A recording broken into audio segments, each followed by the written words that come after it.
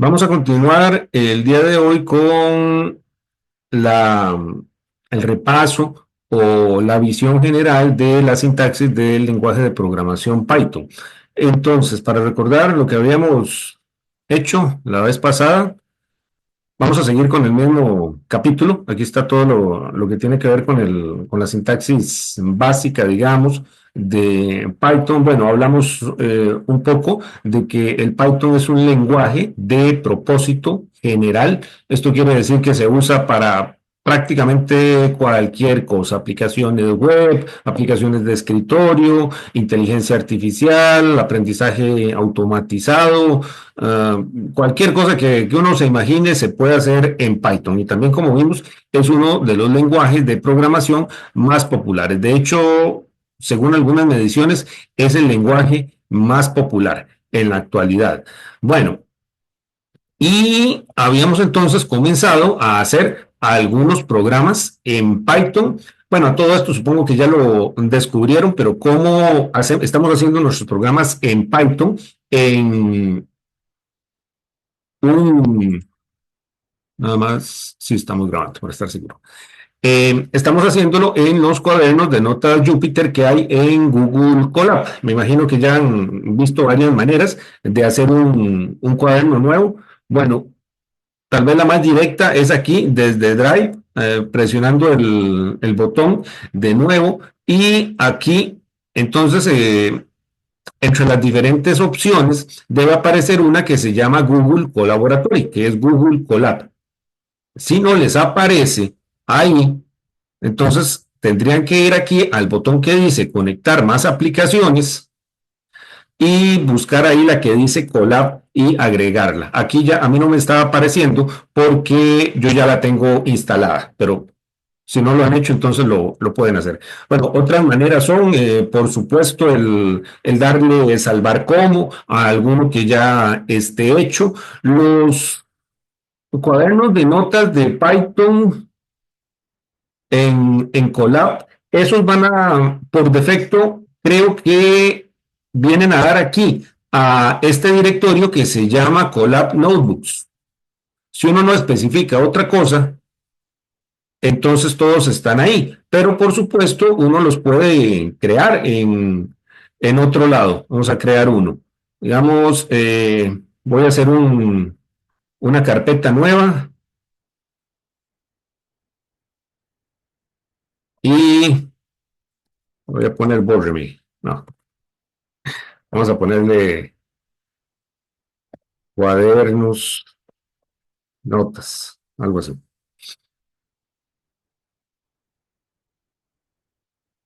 Ok, y ahí yo puedo entonces crear cuadernos de notas de Jupyter como de Colab, así como creo cualquier otro documento, digamos, entro ahí y otra vez con el botón de nuevo o con clic derecho, aquí, si ya la instalé, me aparece la opción de Google Colaboratory.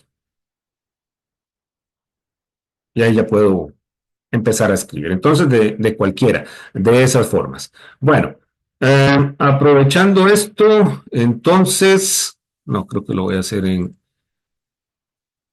otro lado yo para tener cierto orden. Entonces, close.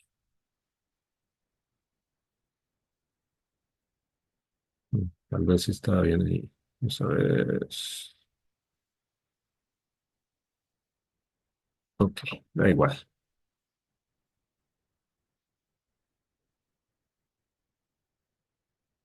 Ok, voy a crear uno nuevo, en donde sea. Aquí vamos a continuar con el Python. Le voy a poner, no sé, Python 2. Y como sabemos, el código en Python va en las celdas que son de código. Yo puedo, como ya sabemos, agregar celdas de texto o agregar celdas de código. Las celdas de texto son para la sintaxis Markdown y las celdas de código para código en Python. Como les conté, pueden ser también otros lenguajes de programación, pero Python es el más popular en este tipo de sintaxis, de herramienta, el Jupyter Notebook. Bueno, y habíamos hecho el programa popular este que se llama Hola Mundo, que es simplemente un comando que imprime la hilera Hola Mundo. Ese es un ejemplo de una función, la función print, y habíamos visto también, entre otras cosas, cómo poner comentarios. Programa Hola Mundo. Los comentarios pueden ir en su propia línea o también yo los puedo poner a la derecha de mi código. Esto sería un, digamos, comando cualquiera, función print. Ok, entonces todo lo que está a la derecha del hashtag, ese símbolo de numeral, eso no se ejecuta. O sea, y es lo que me aparece en verde, porque me está ayudando aquí el editor del Google Colab. Para ver qué hay en el chat. También existe. Ajá, hay otras plataformas, sí, como dice Fabricio, en donde puedo poner herramientas de. Puedo poner cuadernos de notas. Sí, de hecho hay varias. Ok. Para ejecutarlo, entonces puede ser con el botón del play o puede ser también con el Shift Enter. De nuevo, es conveniente saber las teclas rápidas, algunas, por lo menos las más populares. Y como ya sabemos también, esto tarda, es la que tarda más, la primera, porque está asignando una máquina virtual en el Google Colab. Entonces aquí me dice que me está dando 12 gigabytes de memoria RAM y que tengo como 107 gigabytes de disco. Y como ya sabemos, también lo que ponemos en el disco se va a borrar en el momento en que Google Colab reasigne esta máquina. Entonces tenemos que tener cuidado en eso. De momento no es tanto problema porque nos la hemos estado jugando con otros tipos de almacenamiento y de todas maneras casi no hemos trabajado con datos hasta el momento. Ok, ¿qué habíamos visto? Mm, habíamos hablado de variables y tipos de datos. Por ejemplo, tenemos variables numéricas, algunas de esas son las de tipo entero, variable de tipo int, de integer o entero en español.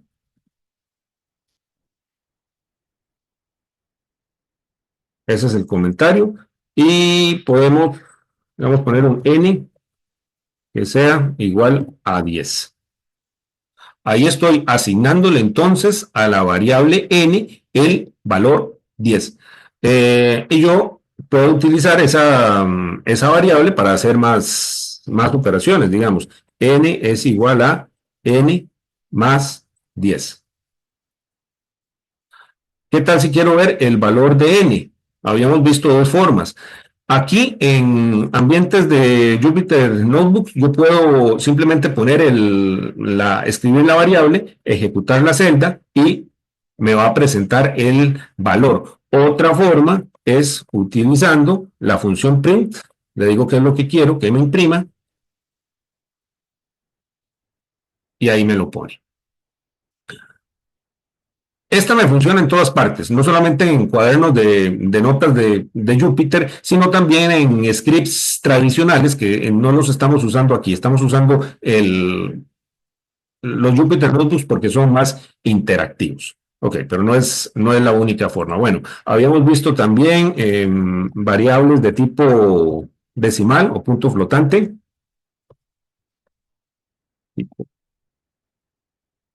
Float, float es una manera de decir decimal. Digamos, número igual a 2.71.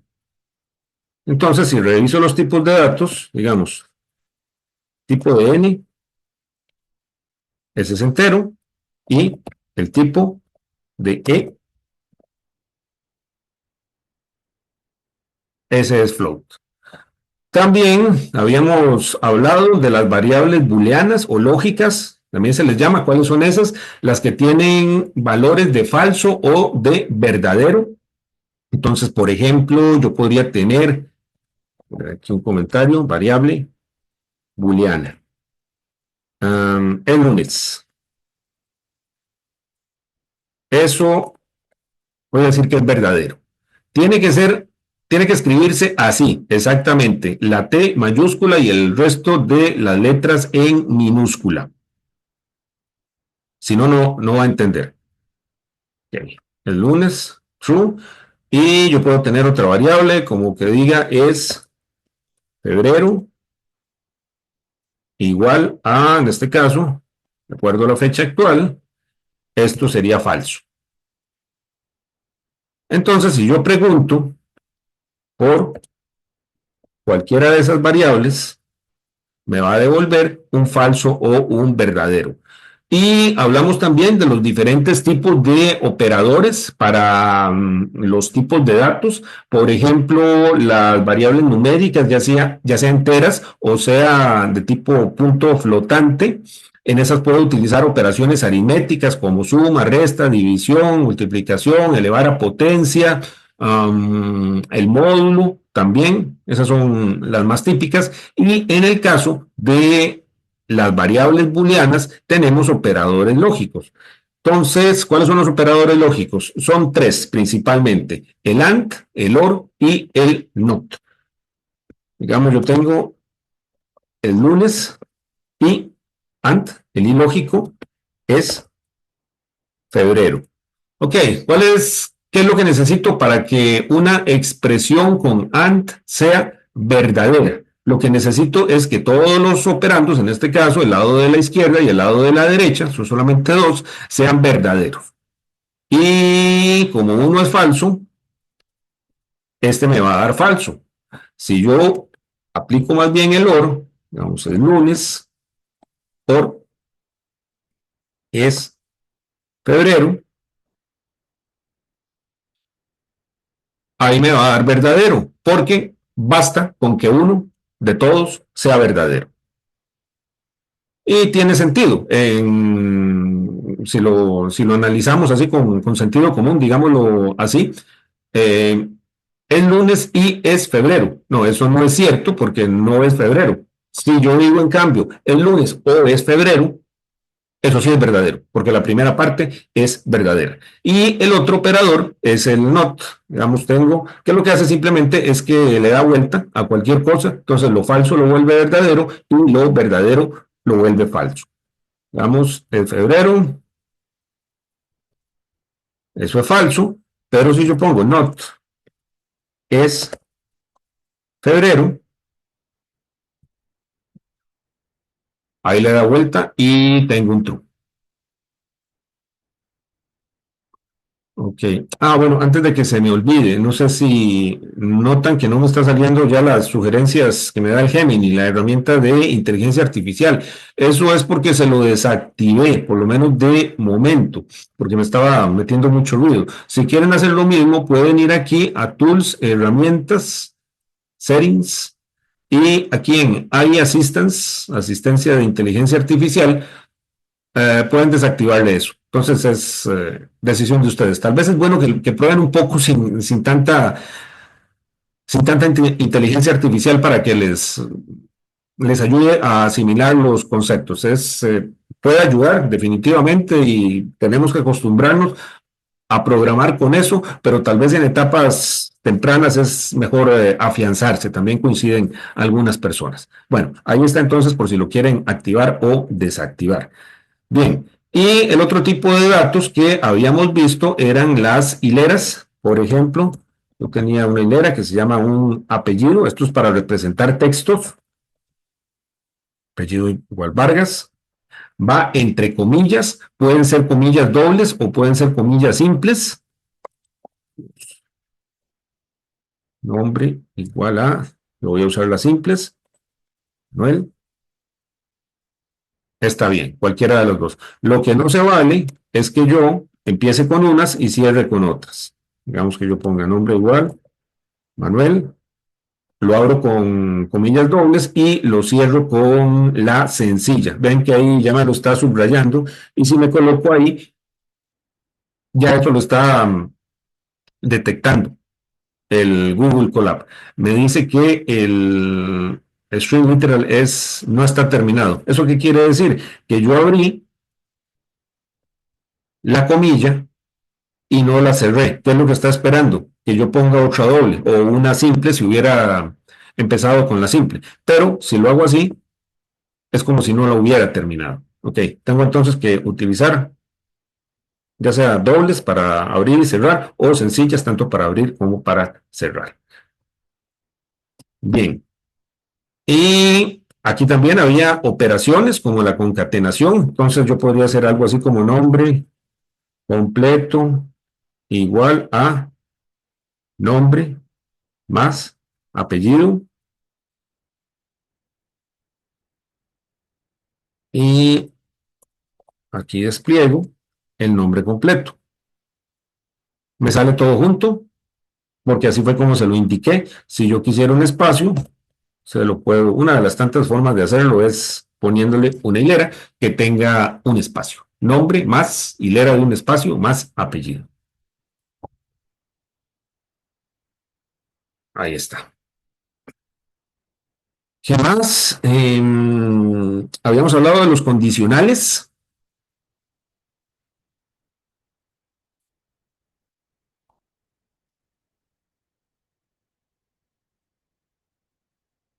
Sumamente importantes en programación porque permiten que nuestros programas evalúen expresiones y tomen decisiones con base a esto. Entonces yo podría hacer algo así como if, pregunto por una expresión booleana. Una expresión booleana puede ser simplemente alguna de las variables que definí arriba. Entonces yo digo if es lunes, dos puntos para indicar que ahí estoy terminando la pregunta, que si eso es cierto, entonces que haga algo. Puede ser algo así como imprimir, hoy es lunes. Ok, en este caso lo está imprimiendo.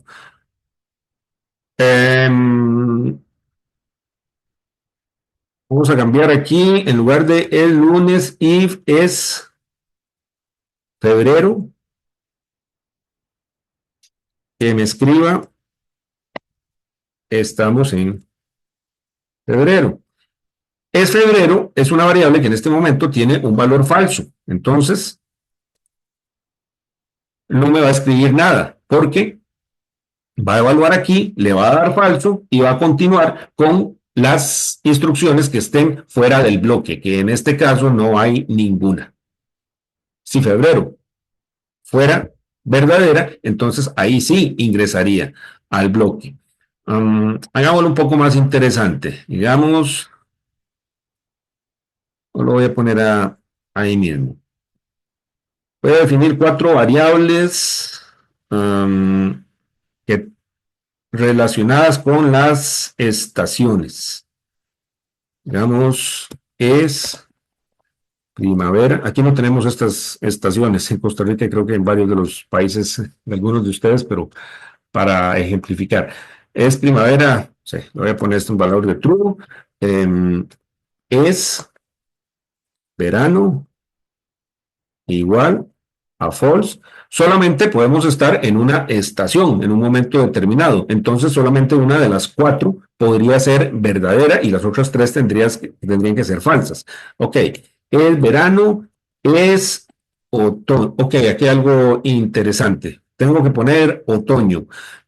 Puede que exista la tentación de utilizar la ñ y de hecho Python la acepta, me parece. Vamos a ver, es otoño igual false. Ajá. Me la está aceptando y yo puedo aquí consultar por ella. Vamos a ver, es otoño. Ajá, todo bien. Aún así, yo recomiendo, y esto es algo personal, no utilizar caracteres especiales como la ñ o las tildes o algún otro extraño. Algunos lenguajes de programación del todo no lo admiten. Python sí lo admite. Aún así, por varios motivos, en algunos caso se puede comportar un poco extraño dependiendo del ambiente que uno esté utilizando y también hay como cierta convención en programación de tratar de usar las 26 letras del alfabeto inglés y algunos otros pocos caracteres especiales como el guión bajo. Entonces, en este caso, yo lo que haría sería poner es otoño. Si suena muy extraño, una combinación que a veces se usa es esta, es otoño y hay algunas otras por el estilo, pero mm, yo prefiero no utilizar caracteres como ñes o como tildes, aunque como pueden ver podrían funcionar. Ok, es otoño y la otra sería es invierno, que como ya tengo una en true, esta estaría en falso. Ok, entonces, probemos con estas variables. If es primavera, entonces pongamos, estamos en primavera.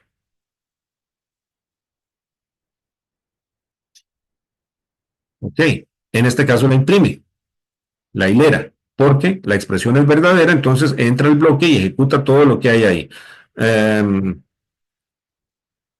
Puedo poner, el bloque puede tener más sentencias. Estamos en primavera. ¿Qué pasa en primavera? No sé, cantan los pájaros y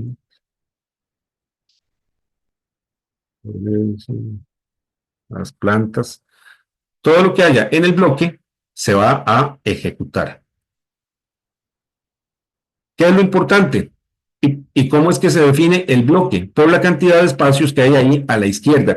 En este caso, el Google Colab por defecto me está poniendo dos. Por lo general en Python se utilizan cuatro, pero puede ser cualquier número con tal de que sea consistente. Si yo hago esto y trato de ejecutar, ahí me dice que hay una sangría inesperada. O sea que el bloque no está bien formado. Como digo, yo puedo ponerle más espacios, 1, 2, 3, 4, siempre y cuando sea consistente. 4 es lo más usual en Python. De hecho, los documentos de buenas prácticas que les mencioné la vez pasada lo, lo recomiendan así. ¿Ok? Y ahora sí, todo bien. Ok. Voy a cambiar el es primavera a falso y voy a dejar el true en invierno. Ok. Entonces, en este caso, no imprime nada porque no entra. Para que me imprima cualquier cosa, yo podría utilizar el else para que me imprima algo.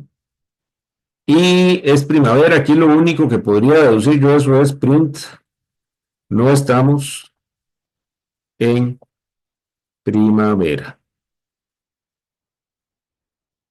Entonces, pregunta, sí, es primavera, eso es falso, entonces no entra aquí. Entonces entra al else, que es como decir un si no, y imprime hace lo que haya en ese bloque. Y va a decir, no estamos en primavera. Vamos a quitar esto para que me quede un poco más sencillo.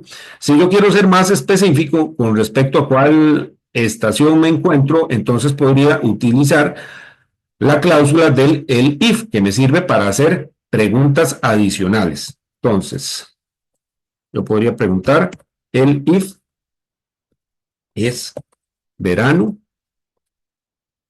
verano, en ese caso imprimiría, tengo que ser consistente con los espacios, estamos en verano y hacer una pregunta más, el if es otoño, así como puse la variable, y print, estamos en otoño. Y aquí sí podría poner la ñ, porque no tiene, yo estoy poniendo una hilera que está personalizada, no tengo que ponerlo igual como lo puse en la variable. Será necesario preguntar si estamos en invierno. Si el programa está bien construido, mejor dicho, si yo soy consistente con el uso de estas cuatro variables, que solamente puede haber una en verdadero en un momento determinado y las otras tres tienen que estar en falso, si yo cumplo con eso, entonces no debería ser necesario. Porque ya pregunté si está en primavera, ya pregunté si está en verano, ya pregunté si estamos en otoño. La única posibilidad que queda es que sea invierno. Voy a ponerlo así. Estamos en invierno. Ok. Y probemos con cualquier otra. Vamos, pongo otoño en true. Y en la de invierno la devuelvo a falso. Ok, estamos en otoño. Verano la pongo en true.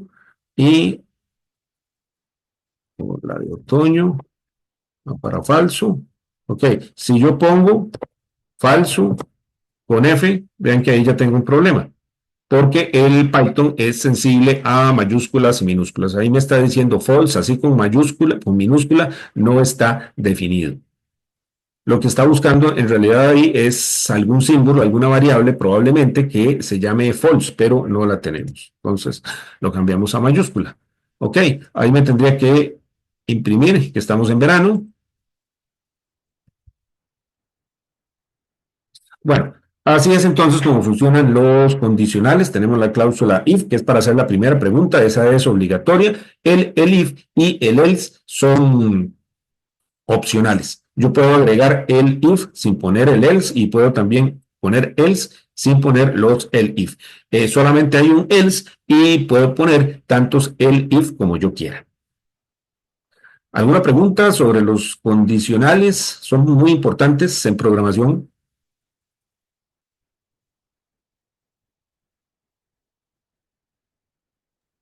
No, Ok, todo claro.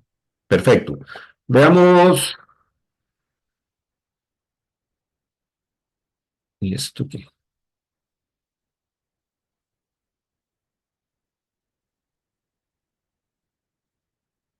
Ay, pregunta allí, pero no me deja contestar. Eh, entonces, bueno, habíamos hecho algunos ejercicios, habíamos hecho el índice de masa corporal, y recuerden que le habíamos dado esta estructura al programa. Bueno, ¿qué es lo que hace el índice de masa corporal? Recordemos, con base en el peso y la estatura, nos da un número que nos indica si la persona tiene un peso bajo, un peso normal o un sobrepeso. Entonces calculamos el IMC con esta fórmula, peso entre estatura elevado al cuadrado, y hacemos las preguntas. Si es menor a 18.5, entonces el peso es bajo. Si es menor a 25, es normal, o sea, menor a 25, pero que no haya sido menor que 18.5. En otras palabras, está entre 18.5 y 25. Eso sería lo normal.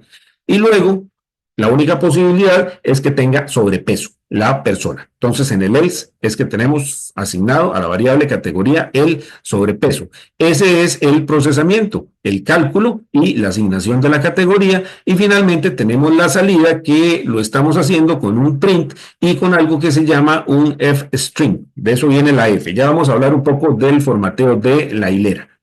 Ok, entonces ahí me aparecen ya los números que calculé con cierto formato, por ejemplo, que tenga nada más un decimal, en el caso de la variable IMC. De nuevo, noten el empleo de este modelo, entrada, procesamiento, salida, sumamente importante en programación y en computación en general. Así es, como están casi siempre estructurados de alguna manera los programas. Hay una parte de entrada en donde se reciben los datos con los que se van a trabajar. ¿De dónde vienen los datos? Puede ser que estén aquí fijos, alambrados, como a veces se dice, en variables. Muchas veces vienen de otras fuentes, como el teclado, cuando los ingresa el usuario manualmente. Puede ser que vengan de un archivo, puede ser que vengan de alguna base de datos, puede ser que vengan de algún servicio web. ¿Ok? Esos datos de entrada se procesan, se hacen cálculos, operaciones de algún otro tipo, lo que sea, y se genera alguna salida, que es, como en este caso, una impresión en la pantalla. Puede ser también grabar en el disco, enviar los resultados a la impresora, transmitirlos a través de la red o alguna otra cosa. Ok, vamos a seguir tratando de utilizar entonces este modelo de entrada, procesamiento y salida. Aquí tenemos otro ejemplo que podemos, otro ejercicio. Cálculo de coordenadas en grados decimales. Lo que tenemos que hacer es calcular la longitud y la latitud en grados decimales a partir de su equivalente en grados, minutos y segundos. Y se nos pide estructurar la solución en el modelo entrada, procesamiento y salida. Bueno, es el típico ejercicio que muchos, seguro ustedes lo han hecho alguna vez, de si tenemos grados por separado, minutos por separado y segundos por separado, expresar eso en grados decimales. Por ejemplo, 84 grados con 30 minutos sería 84,5 grados. Bueno, hagamos eso rápidamente. Vamos a ponerle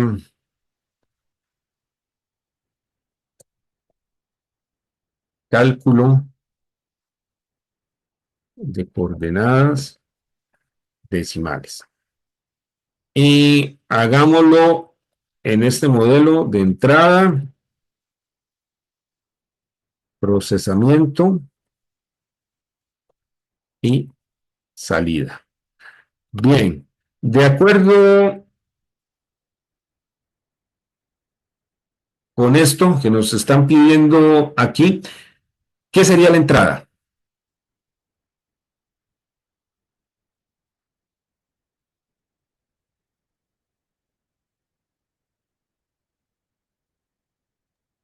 Las coordenadas iniciales, Ajá, expresadas como.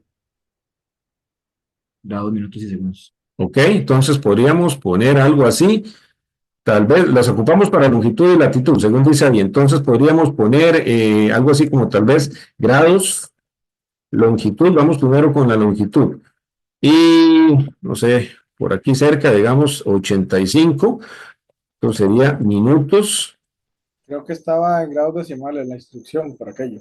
Ah, sí, pero es a partir de estos grados, minutos y segundos, convertir a grados decimales. O sea, grados decimales sería más bien la salida. Ok, ok. Ujú. Ok, minutos, longitud de la cosa. Digamos que tengo 30 minutos y segundos,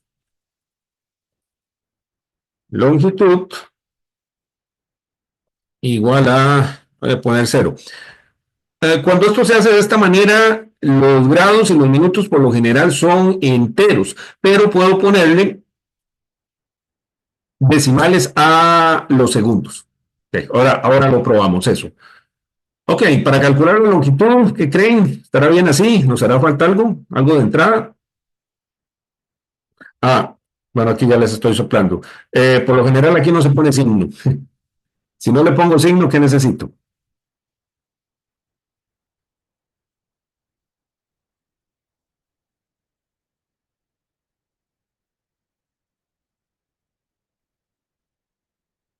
El punto cardinal.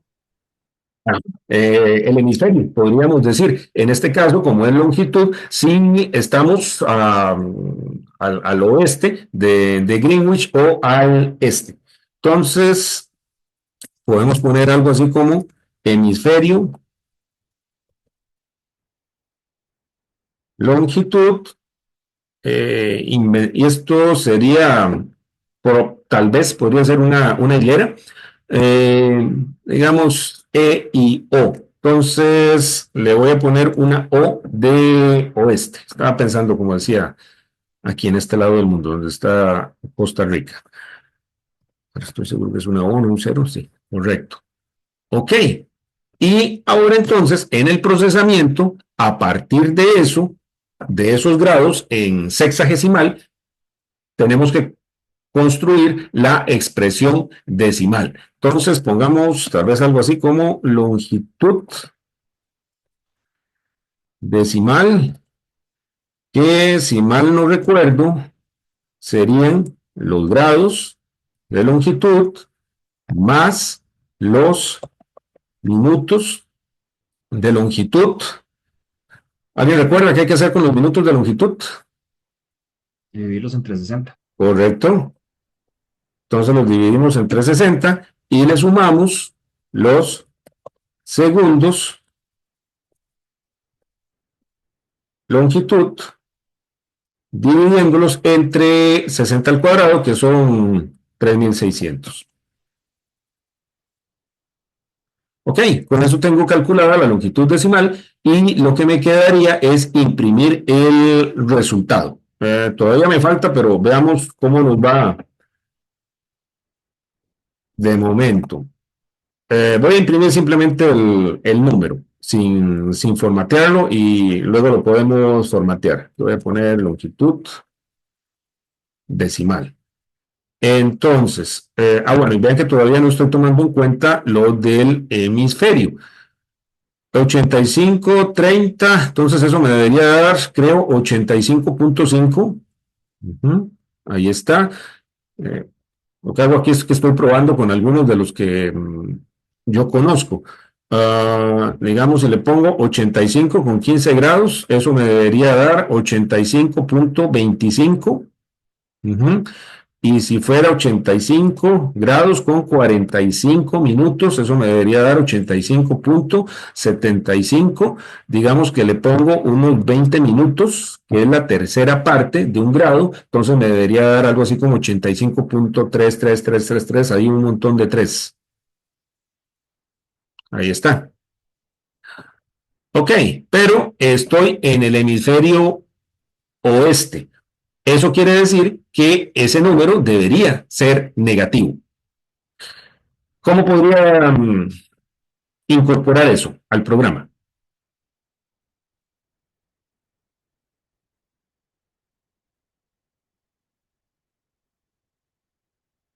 Con condicionales, ¿no? Ajá, ok, hagámoslo. If, ¿qué tengo que preguntar? Hemisferio, longitud es igual Ujú. Igual a qué, por ejemplo. a O. Ajá, muy bien. Igual a O. ¿Qué pasa en ese caso? ¿Qué hago con el longitud decimal que ya calculé? Tengo que hacerlo negativo. Y para hacer algo negativo, Multiplica por Multiplica por menos menos 1. uno. ajá, longitud decimal igual a longitud decimal por menos uno. Y eso sería todo lo que tendría que preguntar, me parece. Ya no necesito un else ni un if en este caso. Veamos cómo resulta. Creo que se le fue un doble igual ahí en el if, la primera if. Ah, no, está bien, sí. Ah, sí es. Ok. ¿Por qué es buena pregunta, por qué estamos usando un doble igual a diferencia de este de abajo, por ejemplo, o de los que hay arriba, que son solamente un igual? Porque estamos haciendo una operación. Ajá, estamos haciendo una comparación. Aquí estoy comparando la variable hemisferio longitud con esta constante, que es un cero, una hilera perdón, con una O, no un cero. Ok. Y este de abajo no es para comparar, es para asignar un valor a una variable. ¿Qué pasaría si lo hago así? Bueno, ahí ya me está diciendo que estaba esperando un dos puntos, eso confunde, pero es porque está esperando que el bloque se acabe. La cosa es que si lo ejecuto, aquí me va a dar un error de sintaxis. Tengo que usar los dos iguales porque estoy haciendo una comparación. Es como si yo usara un mayor igual o un menor igual, todas esas son comparaciones. Pero como el símbolo de igual solito, así un solo carácter, ya está ocupado para asignación, tengo que diferenciarlo de alguna manera. Python lo hace y muchos otros lenguajes de programación poniendo dos iguales. Gracias. Ok. Hagámoslo, hagámoslo bonito. Digamos, ¿cómo lo hacemos para que no me salga, por ejemplo, ese montón de decimales, que son incómodos de leer. Por lo general, con 2 decimales es suficiente para la mayoría de las personas. Veamos cómo habíamos formateado la hilera en el caso anterior. Habíamos utilizado una F, luego entre comillas lo que queremos imprimir y las partes que son variables, las que queremos sustituir, lo hacemos con algo como esto. Vamos a tratar de implementarlo aquí. Podría ser algo como,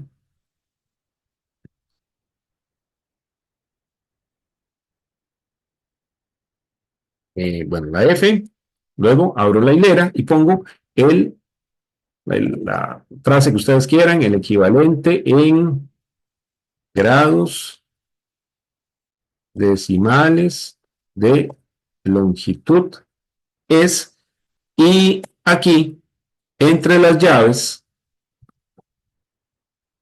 justo como está, ajá, puedo formatear la hilera. Entonces aquí, en lugar del IMC que aparece en el otro lado, mi variable, la que quiero poner, es longitud decimal.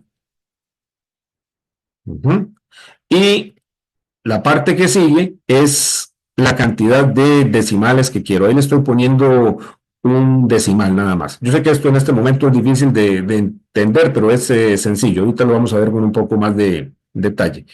Ok, longitud decimal, los 2 puntos, punto aquí, el 1 y el F. Sí, es algo como muy críptico, como muy técnico. Si no se lo han explicado uno antes, es difícil de entender así nada más. Ok, ahí me saldría entonces con un decimal 85.3 y ya la hilera que yo quiero. Ok, pongan la parte de la latitud, por favor. Les doy ahí un par de minutos un minuto y lo hacemos, lo revisamos.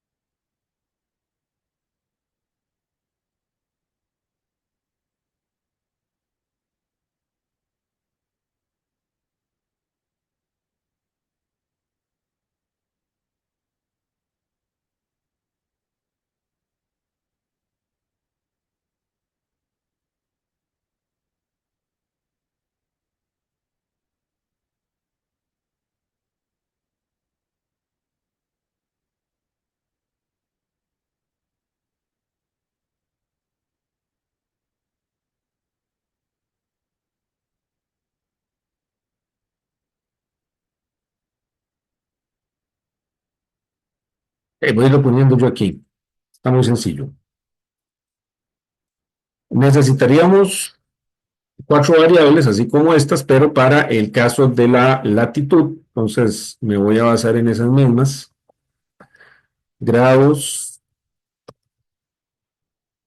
latitud, en ese caso, igual quedándome cerca, aquí podrían ser 11 minutos, latitud, le voy a poner un 30 y segundos de latitud. Voy a ponerle, aquí sí voy a usar decimales, no sé, voy a ponerle un 23.5 segundos. Y los hemisferios, aquí son diferentes, no son este y oeste, sino que son norte y sur. Le voy a poner aquí una, una S, en este caso. Y el procesamiento es análogo, entonces puedo emplear esta expresión que tengo aquí y simplemente cambiar latitud, latitud, latitud,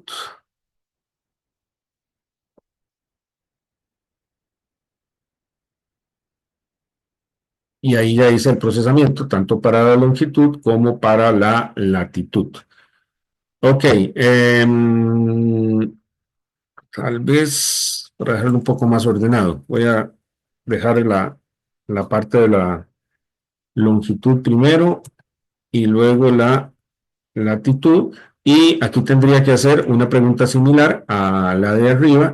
If hemisferio, latitud, igual, más fácil preguntar por la opción que lo vuelve negativo, pienso yo. Y lo mismo, latitud decimal es igual a latitud decimal por -1.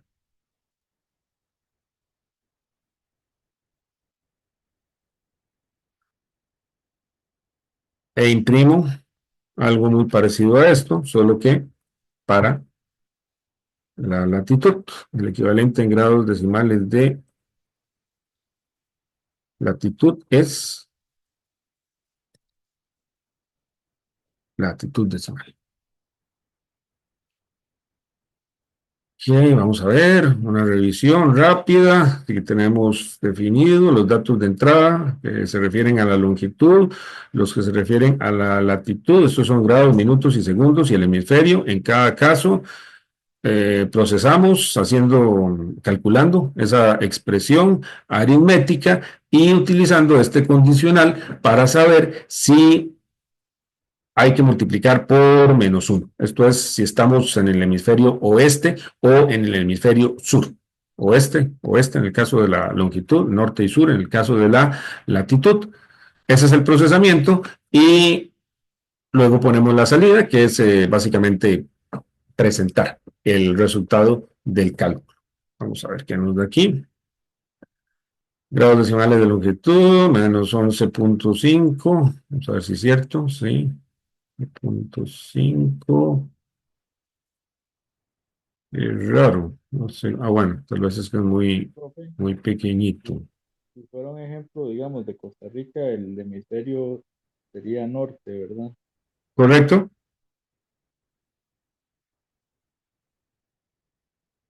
Como por ahí, yo creo que eso queda en Costa Rica. Lo que me extraña es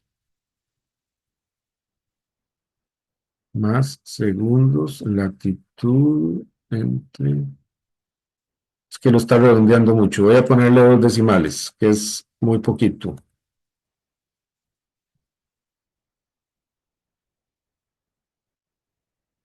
Ah, ok, ya, eso sí lo veo.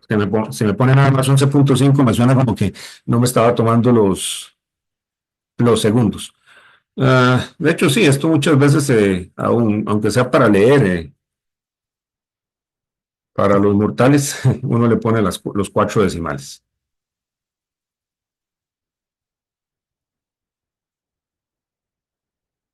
Ujú. Sí, eso más o menos queda en Costa Rica. Ujú.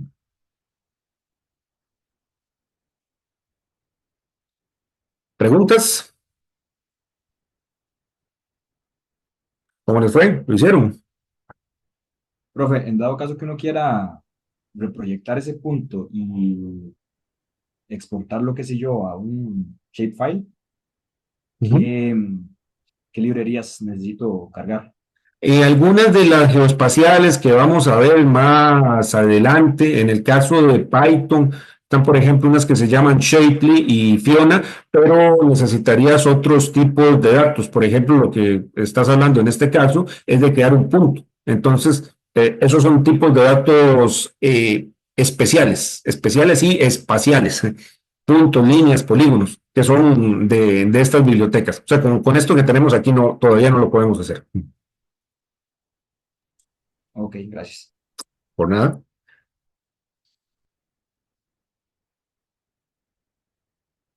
Ok, si no hay más dudas, entonces volvamos aquí al sitio web y hablemos de otro de esos conceptos fundamentales en programación, que es el de ciclos. ¿Qué es un ciclo? Es un bloque de instrucciones que se ejecuta varias veces. Y vean que esto es de las razones más básicas y más antiguas por las cuales utilizamos computadoras para hacer algo un montón de veces. La computadora no se cansa y nosotros sí. Bueno, para manejar ciclos, Python tiene dos mecanismos que, por cierto, también son muy comunes en otros lenguajes de programación. Uno es la sentencia while y el otro es la sentencia for y un par de sentencias auxiliares. Ok, comencemos con el while. Entonces, voy a crear aquí un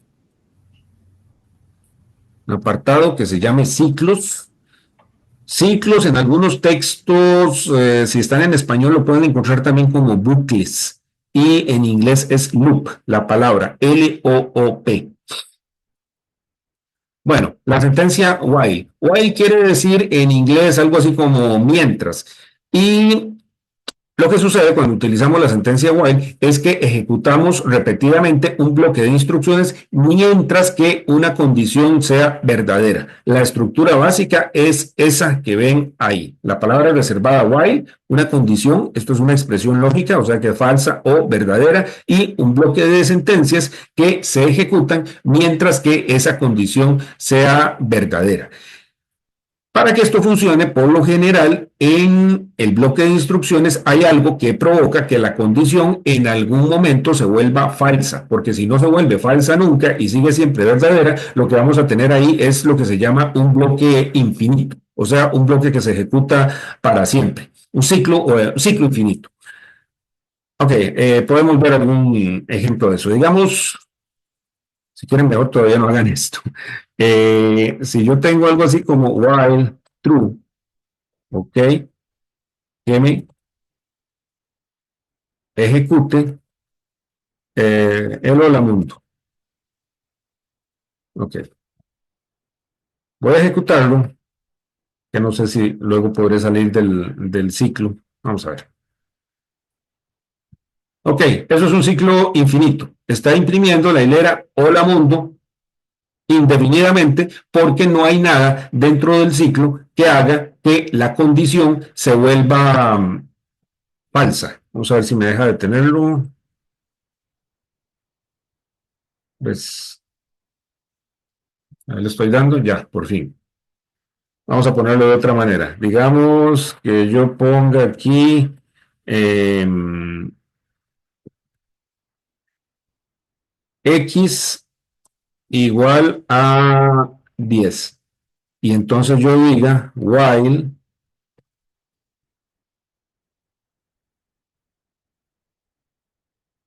voy a ponerle x igual a 1.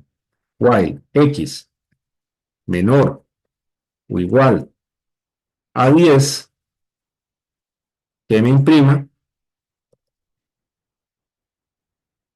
x.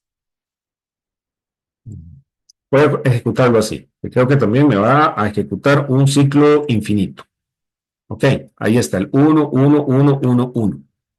X nunca deja de ser 1, porque no hay nada dentro del ciclo que haga que X cambie de valor. Voy a detenerlo nuevamente. Si lo detiene, solo que a veces puede tardar rápido. Ok, digamos que yo le agrego a X en cada vuelta del ciclo, eso se llama técnicamente una iteración, así lo pueden encontrar muchas veces, una iteración es como una ejecución del ciclo, que X es igual a X más 1. Ok, entonces la primera vez que pasa en el while, pregunta, ¿X es menor o igual que 10? Como vale 1, sí, sí es cierto, lo imprime y luego dice X es igual a X más 1, o sea que X va a valer 2. Viene a la siguiente vuelta del ciclo. ¿2 es menor o igual que 10? Sí. Luego va a ser 3, 4, 5. En algún momento va a ser mayor que 10 y en ese momento se va a acabar el ciclo. Ahí está, me imprimió los 10 y se salió. Vean que un ciclo se puede ver a veces como una especie de condicional, porque estamos haciendo algo mientras una condición sea verdadera. Bueno, ese es el while. Este ejemplo que les puse es exactamente el mismo que acabo de hacer. Lo mismo puede ser en orden descendente, que me imprima los números desde el mayor hasta el menor. es lo mismo. Puede usarlo para otras cosas como recorrer una hilera. Veamos este ejemplo. Lo voy a llevar para allá.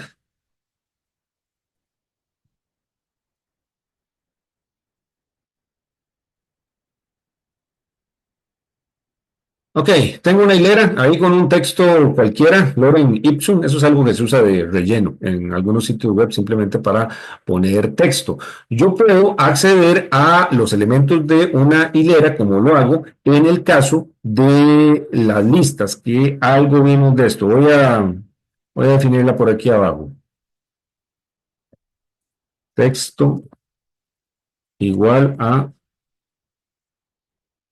puse una hilera. Ven lo que estoy haciendo aquí, estoy escribiendo en una hilera en una celda tipo texto, codes. Texto igual a Lorem Ipsum.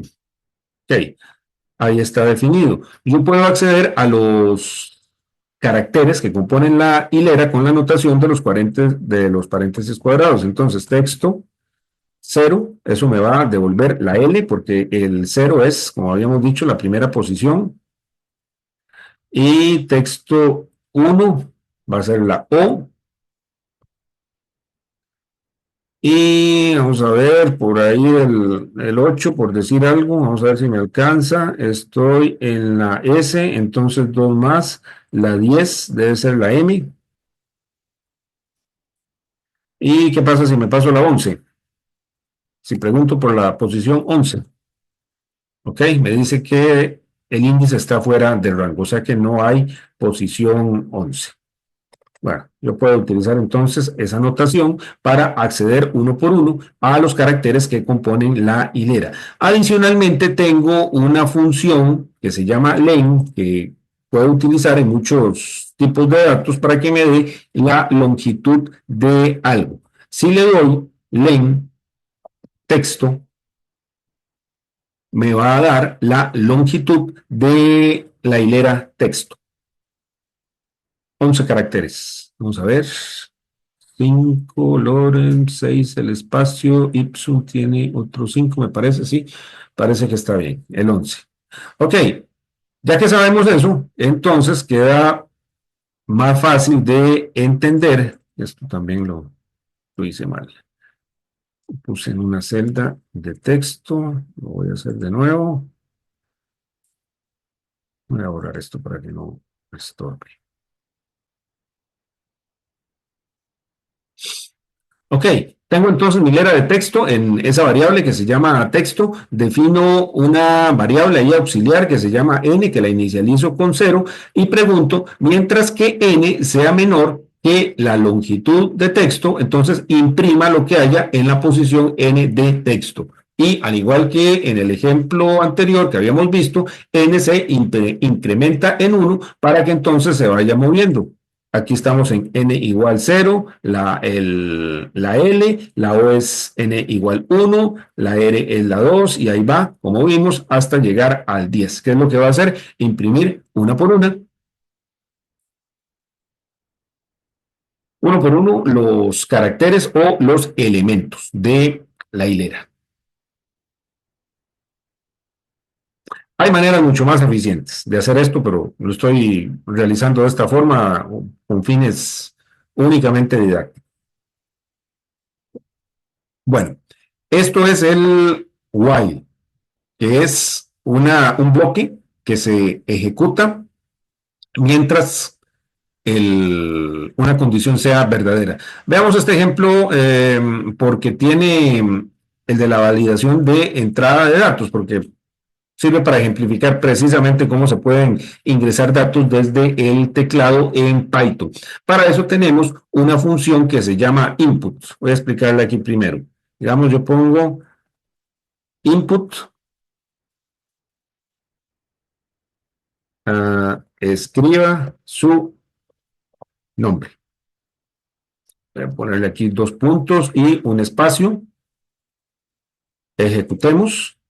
Ok, lo que se abre ahí, como pueden ver, es una cajita de entrada de datos, un box como text box, como se le llama en algunos casos, en donde yo puedo ingresar algo. Entonces pongo Manuel, enter, y ahí. Ahora, yo puedo capturar lo que devuelve la función input en una variable. Digamos, lo voy a poner en la variable nombre. Nombre igual a eso que puse de arriba, input,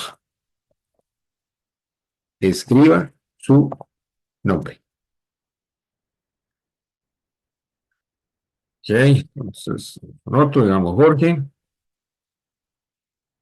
¿Dónde quedó Jorge? En la variable nombre. Si pregunto por nombre, no lo voy a poner aquí en la misma celda.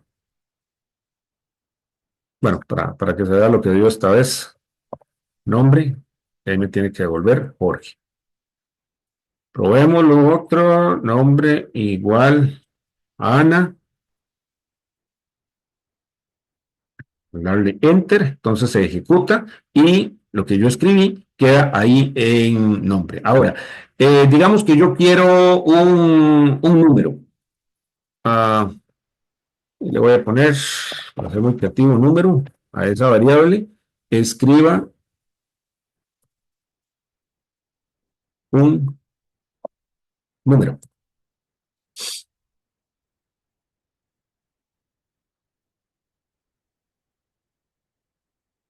Y, bueno, tengo que cambiar. Escribo un número, voy a poner un 30. Ok, noten que al imprimir el número, el 30 está entre comillas. ¿Eso qué quiere decir?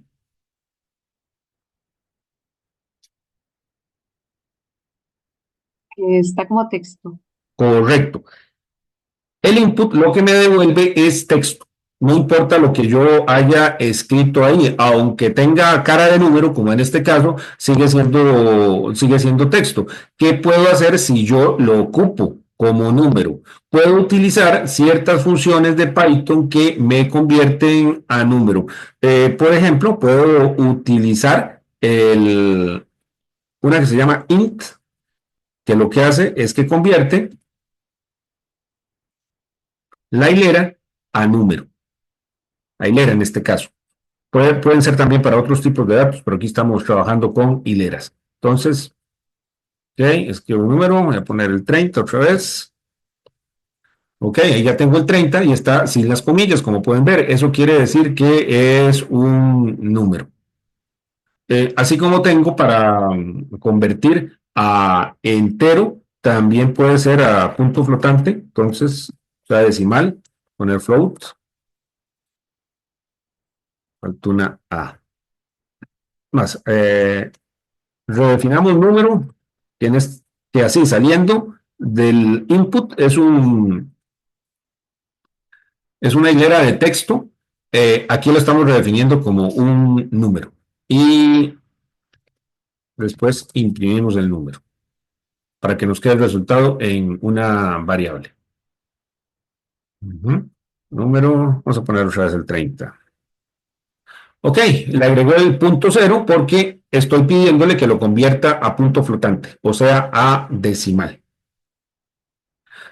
¿Qué pasa si yo escribo algo aquí que no sea un número? Digamos que me equivoqué y puse 30, algo así como esto. Ahí se me echa a perder. Me está diciendo no puedo convertir la hilera 30 SFES a punto flotante.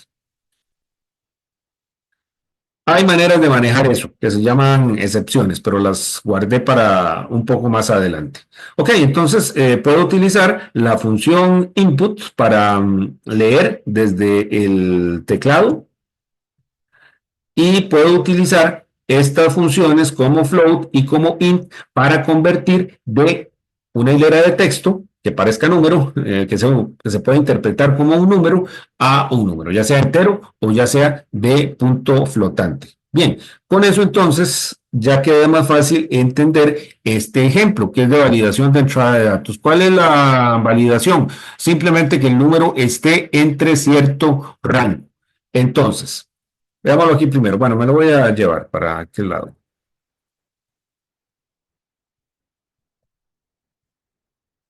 Claro que ya casi no se estila introducir datos de esta forma. Hay muchas interfaces gráficas mucho más sofisticadas, entonces uno lo haría ahí con el ratón en una pantalla mucho más agradable, pero de vez en cuando hay que hacerlo así. Y así era como se hacía en un principio. Bueno, tenemos una variable número que está definida inicialmente como -1. Luego se dice, mientras que el número sea mayor o igual a 5 y sea menor o igual a 10, mientras no se cumpla eso, entonces se mete al ciclo y pregunta, le pide al usuario que ingrese un número entre 5 y 10. Y si el número no está entre 5 y 10, le dice no está entre 5 y 10, por favor, inténtelo de nuevo. Ok, entonces, mientras esta condición se siga cumpliendo, vean que utilizamos el not como para darle vuelta y que sea, no tener que escribir una expresión lógica mucho más larga. Probemos. Ingreso un número entre 5 y 10. Voy a ponerle uno que sí, digamos un 7. Ok, gracias, todo bien. Pero si yo pongo un 11, me dice, no está entre 5 y 10, por favor, inténtalo de nuevo. ¿Qué fue lo que pasó? Le pidieron el número al usuario. Entonces, aquí se preguntó, mientras el número no esté entre 5 y 10, entonces vuelva a pedirlo.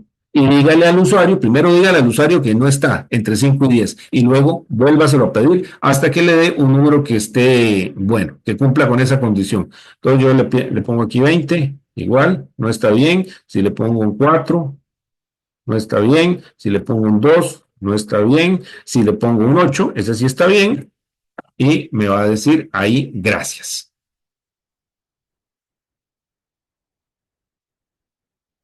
De nuevo, hay formas mucho más eficientes de ingresar datos, pero esta puede funcionar para una interfaz de texto y espero que ayude a entender cómo es que funciona el while.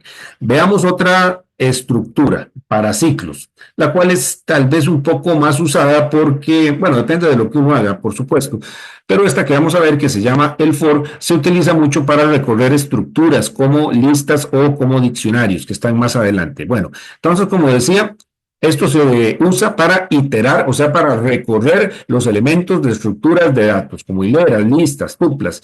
Y la sintaxis puede resumirse de esta manera. Tenemos la palabra reservada for, algo que a veces se llama una variable de iteración, y luego un tipo de estructura que se llama una secuencia. Una secuencia es un cierto tipo de estructuras que incluye las listas, las tuplas y algunas otras. De momento quedemos con las listas, que creo que es lo que hemos visto. Bueno, y entonces mientras esté recorriendo los elementos de la secuencia, se ejecuta un bloque de sentencias. Veamos aquí un ejemplo. Me lo voy a llevar al otro lado.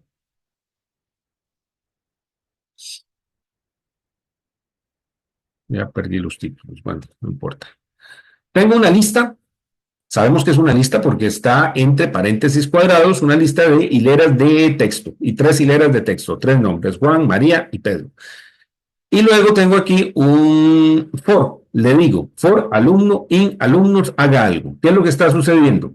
Alumno es una variable que va a ir tomando uno por uno los valores que están en la estructura de datos alumno. O sea, alumno, la primera vuelta es Juan, alumno en la segunda vuelta es María, alumno en la tercera vuelta es Pedro, y ya cuarta vuelta no va a haber porque no hay cuarto elemento. Bueno, para cada uno de esos alumnos, entonces se imprime su nombre y se le dice buenos días. Tenemos un print de la hilera constante, buenos días, luego el operador de concatenación y el alumno en cuestión y se cierra el signo de admiración. Y otra vez lo puse en una tipo texto. Vamos a ver. Code. Vamos a ver. ¿Qué me faltó? ¿Qué me está faltando Se aquí? le quedó un paréntesis, algo así. Ajá, correcto. Lo de programar es contar paréntesis, algunos ya deben saber. Ok, entonces si me faltaba el paréntesis ese para cerrar, ahí va. Entonces me dice, buenos días Juan, buenos días María, buenos días Pedro. Si yo le añado más nombres a esto, Julio y...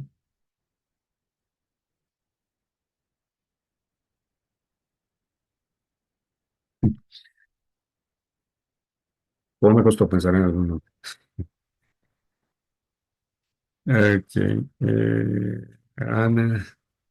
Bueno, ahí tengo tres y tres, seis, ahí tengo seis nombres y el for, entonces automáticamente me los debería recorrer. Y en cada vuelta, alumno asume el valor de el elemento de la lista sobre el cual estoy iterando.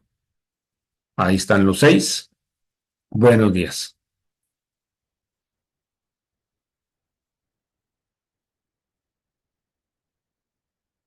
Veamos otro caso.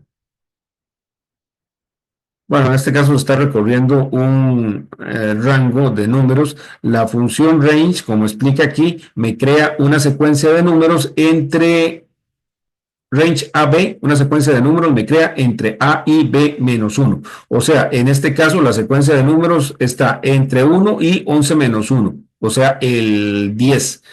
Y no sé por qué lo hicieron así. Es un poco extraño, pero el señor holandés, ¿cómo se llamaba? Guido Van Rossum, el que creó el Python, por algún motivo le vio así utilidad. Tal vez hubiera sido más sencillo ponerlo entre A y B, así como uno los está poniendo, como los está escribiendo.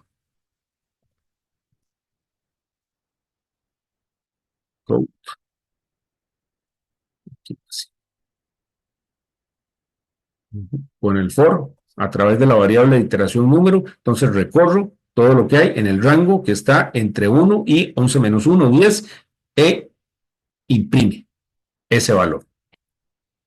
Ok. Veamos este, para calcular la cantidad de elementos en una lista. Tengo una lista de números y tengo una variable contador, lo voy a llevar para allá.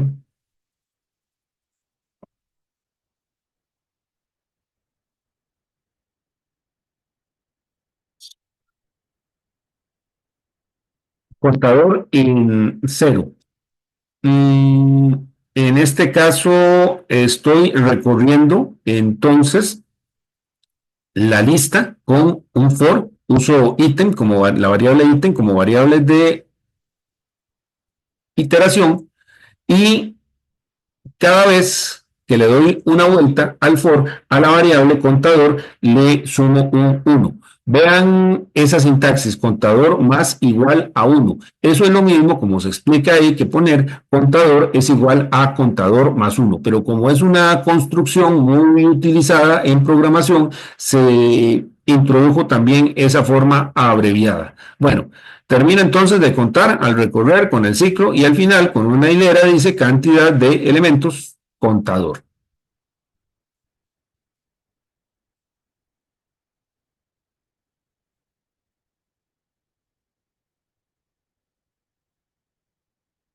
Aquí estamos. 6, voy a agregarle más.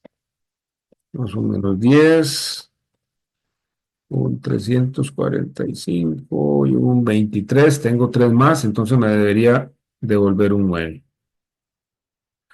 Y como en otros ejemplos, hay maneras mucho más eficientes de hacer un conteo de los elementos de una lista. Bueno, de hecho, pude haber utilizado aquí la función len.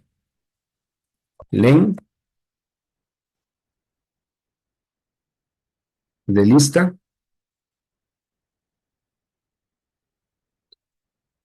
eso me da lo mismo, el 9. Pero, una vez más, por propósitos didácticos.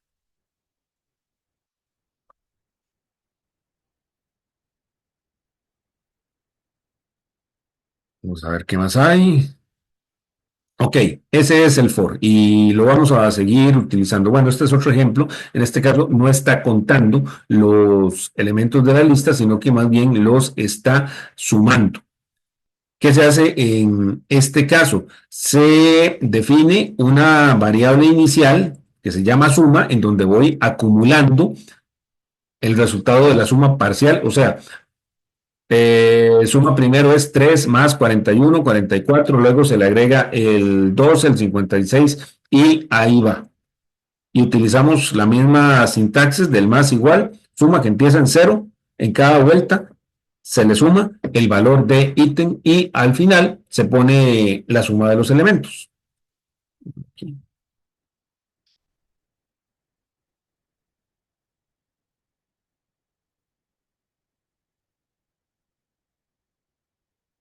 Pongamos tal vez una lista pequeñita y fácil de...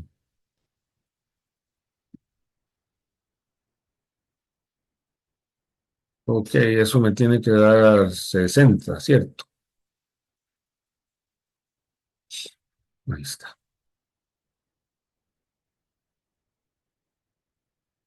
Para ver cómo va evolucionando, yo podría hacer un print, cómo va cambiando el valor de suma.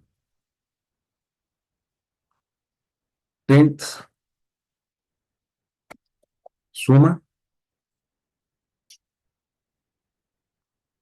ahí está, primero vale 10, luego vale 30 cuando se le suma el 20 y luego vale 60 cuando se le suma el 30 y esa es la última.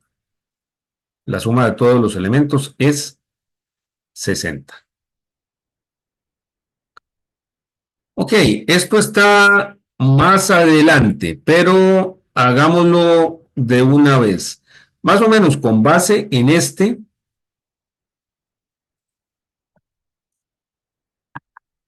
calcule el, digamos que con los dos anteriores, promedio de los elementos de una lista. ¿Qué necesitamos para calcular el promedio?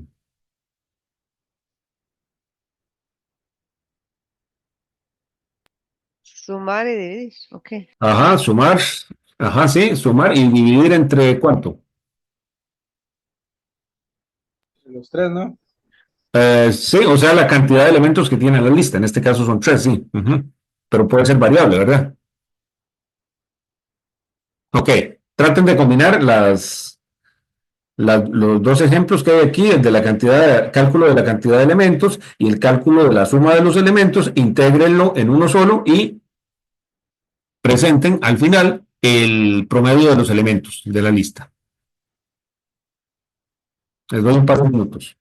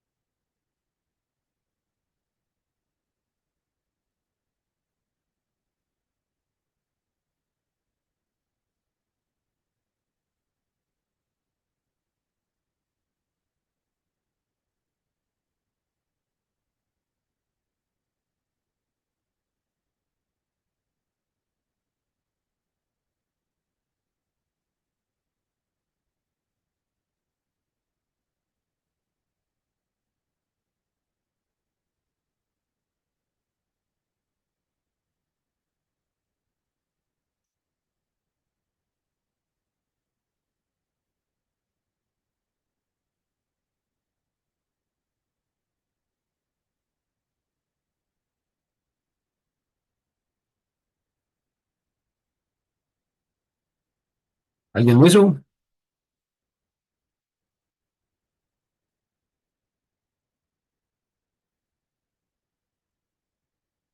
Vamos a irlo viendo. Voy a basarme en este.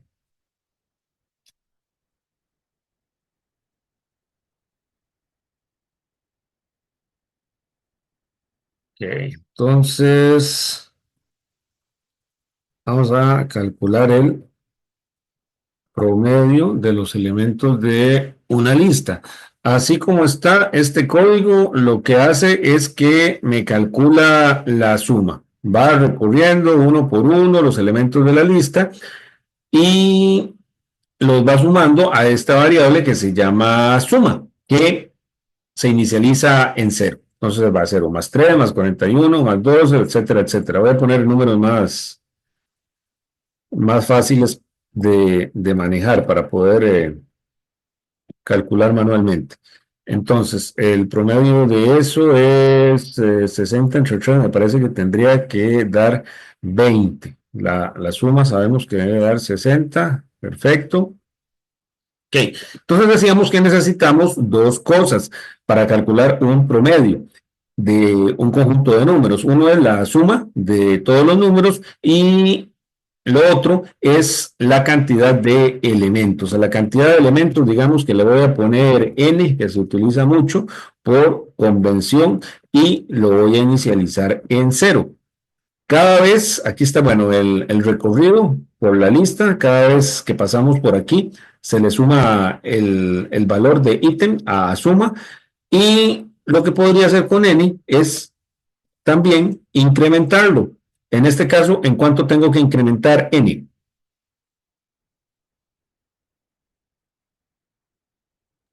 Uno. En uno, ¿verdad? Igual que en el ejemplo anterior, todo lo que se llamaba contador, creo. N mayor igual a 1, que quiere decir que n es igual a n más 1.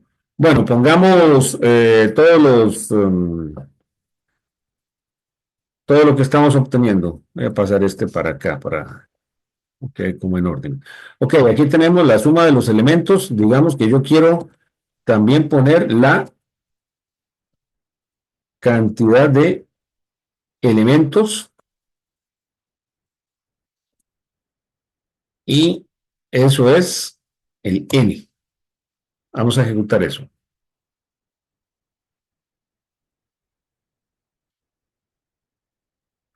¿Qué está mal aquí? Me salió cantidad de elementos, coma n. Y tengo un problema.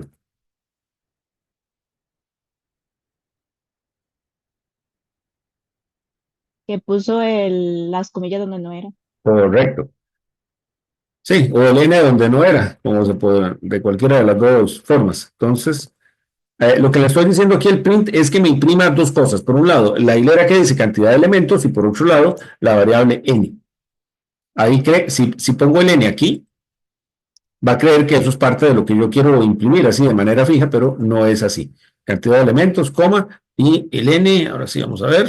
Ajá, tengo tres elementos y su suma es 60. Ahora, entonces, tengo todo lo que necesito para presentar el promedio y para calcularlo. Bueno, lo pude haber calculado antes en ese modelo de entrada, procesamiento y salida, ya que este es un programa cortito, voy a hacer el cálculo aquí mismo. Le voy a poner promedio de los elementos y aquí, ¿qué tendría que poner?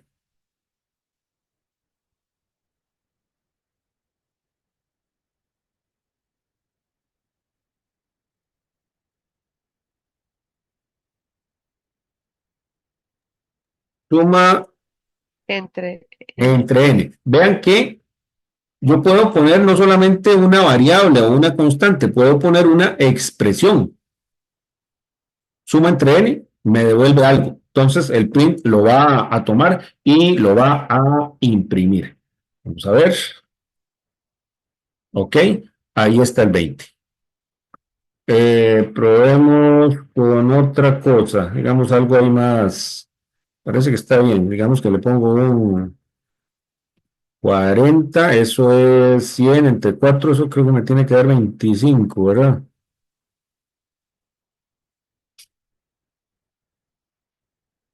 Ajá.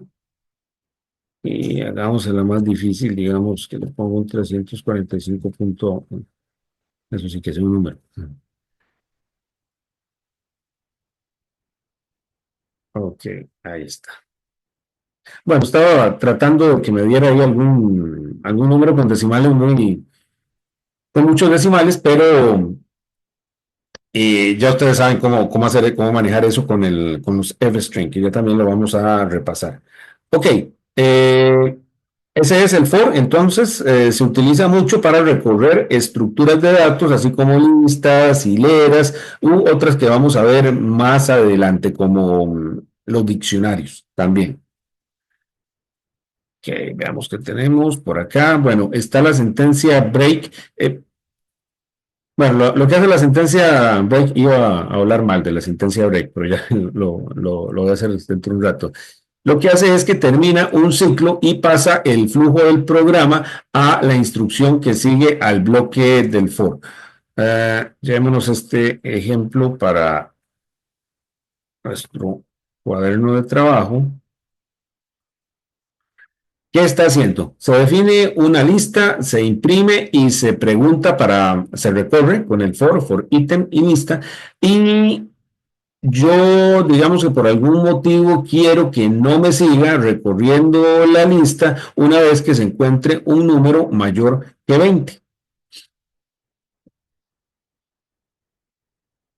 Mm, Vamos a meterle aquí también antes un print de ítem para ver qué es lo que está evaluando.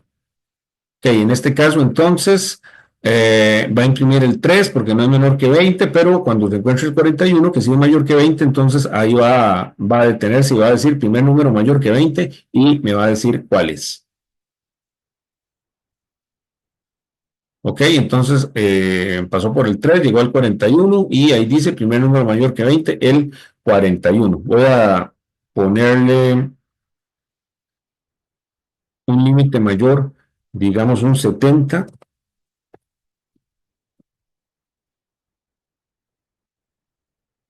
Ujú.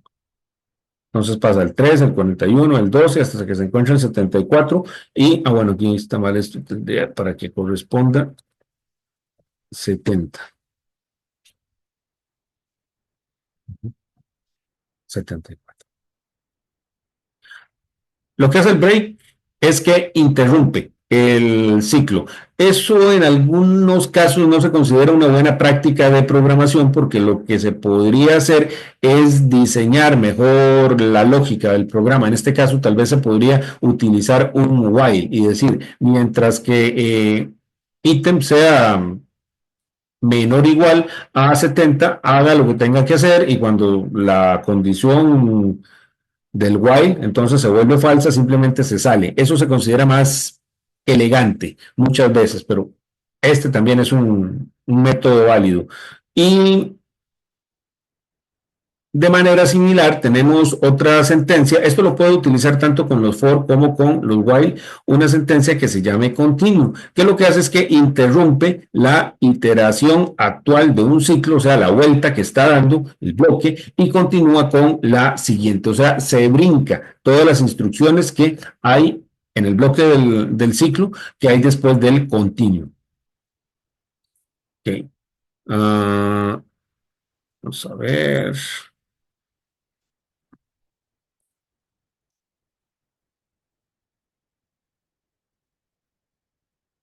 En este caso, lo que hace este programita es que imprime el doble de cada uno de los números mayores que 20 que hay en la lista. Si el número por el que está pasando la iteración es menor o igual que 20, entonces utiliza la sentencia continuo para saltarse esa iteración. Bueno, entonces aquí pueden ver que pregunta si es menor o igual que 20.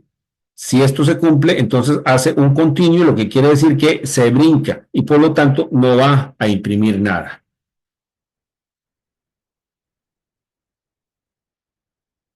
Ujú. Entonces, ¿por qué me está poniendo? Ah, imprime el doble. Ujú. Entonces, el doble de 41, que es 82, y el doble de 74, que es 148. Esos son los dos únicos números mayores que 20. De manera similar al break, como decía, esto se podría hacer de otra manera, para que quede un poco más elegante, dirían un programador así más purista. Ok, bueno, a grandes rasgos y así muy rápidamente, entonces esas son las estructuras para ciclos que tenemos en Python. El while, el for, esas son las principales, y auxiliares, el break para interrumpir la ejecución del ciclo y el continue para que se brinque una iteración o una vuelta del ciclo. Ok, bueno, esto ya lo hicimos, el promedio de los elementos de la lista. Vamos a hablar un poco de funciones. Funciones es otro de esos conceptos muy fundamentales en programación.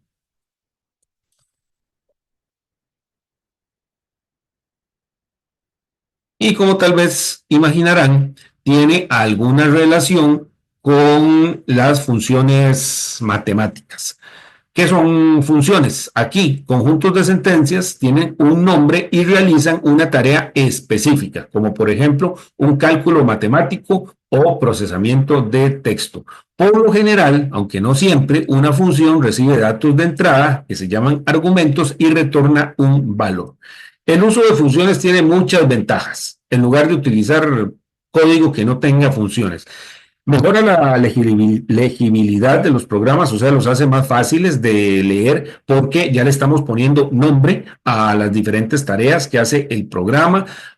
Yo puedo escribir una función una vez y utilizarla muchas veces, por lo tanto se evita la duplicidad de código fuente, facilita el mantenimiento de los programas porque al estar en un solo lugar, la funcionalidad que quiero modificar, entonces solamente lo tengo que cambiar una vez, no tengo que andar recorriendo mi código por todo lado a ver en dónde quiero cambiar lo mismo. Y por esa misma razón facilita también la reutilización de código. Bueno, nosotros aquí ya hemos utilizado funciones en lo que llevamos del curso. Por ejemplo, bueno, el print. Print es una función. ¿Cómo reconoce uno las funciones? Muchas veces por el uso de los paréntesis. Es algo, ¿verdad? Como algún verbo, por lo general, print en este caso, luego dos paréntesis que se abren y se cierran, y en el medio de los paréntesis los argumentos. En el caso de la función print, el argumento o los argumentos son, bueno, pueden ser hileras o pueden ser otros valores. Digamos, de nuevo, hola mundo, ese es el argumento, hola mundo, y yo puedo aquí, como ya vimos, tener varios argumentos, digamos, hola América, vamos a América Central. Esa es una función con dos argumentos. Y ahí sigo poniéndole cosas. Tres argumentos. Los procesa. ¿Y cuál es la salida? La impresión en la pantalla de esos argumentos. ¿Qué otras funciones hemos visto? Bueno, el type. Al type le paso un valor y me devuelve el tipo de datos. Vimos también la función len. Yo le paso ahí cualquier cosa que tenga longitud, digamos, una lista A, B, C. Ese es el argumento, la lista y el valor de retorno. Las funciones por lo general retornan algo, es 3. ¿Cuál otra hemos visto? Bueno, esa, la para pedir un valor prompt, era que se llamaba.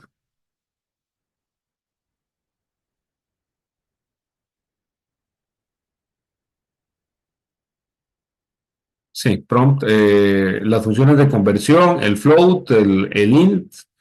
¿Cuál otra? ¿Alguien recuerda alguna?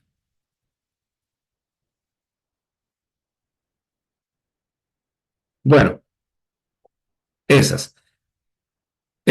Todas esas que hemos usado hasta el momento es lo que se llaman funciones, en inglés funciones built-in, que yo estoy aquí traduciendo como funciones predefinidas. No es la mejor traducción, pero no se me ocurrió ninguna otra.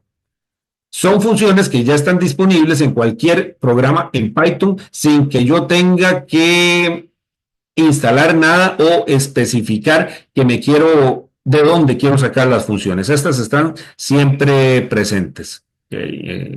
Son funciones como muy básicas, algunas de las cuales ya hemos utilizado, como les decía. Aquí está el type.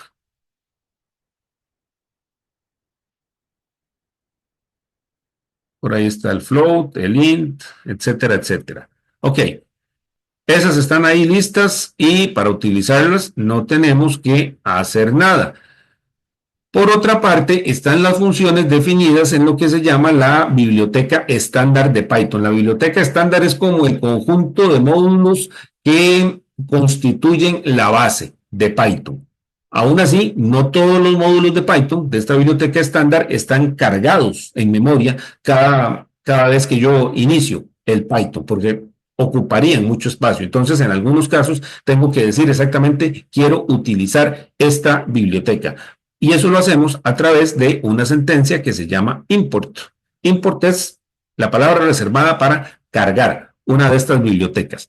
Digamos que yo quiero calcular el factorial. ¿Se acuerdan lo que es el factorial de una expresión? Es la multiplicatoria por todos los números naturales menores a un número. Entonces, digamos, 4 factorial es igual a 4 por 3 por 2 por 1, eso es igual a 4 por 3, 12 por 2, 24. Creo. Ese es el factorial. Bueno, en Python hay una función que se llama factorial. Entonces yo esperaría poner algo así como factorial, en inglés, de 4 y que me diera algo. Pero me dice que factorial, así como lo estoy utilizando, no está definido. Ok. Sí tenemos en Python una función del factorial, pero está en una biblioteca que se llama math de Mathematics. Entonces yo tengo que importar o cargar en memoria esa biblioteca. Import math. Okay. Ejecuto. Aquí un comentario para que quede claro. Carga de la biblioteca math. ¿Qué es lo que tiene la biblioteca math? Un montón de funciones que tienen que ver con matemáticas, funciones trigonométricas, estas para redondear, para ir al techo, para ir al piso, bueno, todas las cosas que son típicas de matemáticas. Ok, aquí entonces ya cargué la biblioteca math y ya puedo utilizarla. Una forma de utilizarla es poniendo el nombre de la biblioteca y al poner punto, entonces ahí ya, esto es una facilidad que me da este editor de texto, el de Google Colab, me aparecen todas las funciones que forman parte de la biblioteca math. Entonces, recorriendo aquí un poco, aquí tengo el factorial que estaba buscando, math.factorial, el 4, y ahí está el 24. ¿Se entendió esa parte? No la podía utilizar así como la usé, como traté de utilizarla la primera vez porque no tenía cargada la biblioteca math. La cargué con el import y entonces ya puedo utilizarla. Vean que vean la notación que estoy usando. El nombre de la biblioteca, un punto y la función. En este caso es factorial. Si yo pongo así nomás, solo factorial, me vuelve a dar lo mismo. Factorial no está definida. Tengo que decirle, en este caso, como no es una función de las básicas, en dónde tiene que ir a buscarlo. Una manera de evitar eso es cargando directamente la función. Por ejemplo, yo puedo poner from math import factorial. Entonces le estoy diciendo de la biblioteca math, impórteme o tráigame, hágame disponible la función factorial. Y en ese caso, ahí sí la puedo utilizar sin el math punto antes. Factorial 4 más 24, 5. ¿Cuánto es el factorial de 5? Sin pensarlo mucho.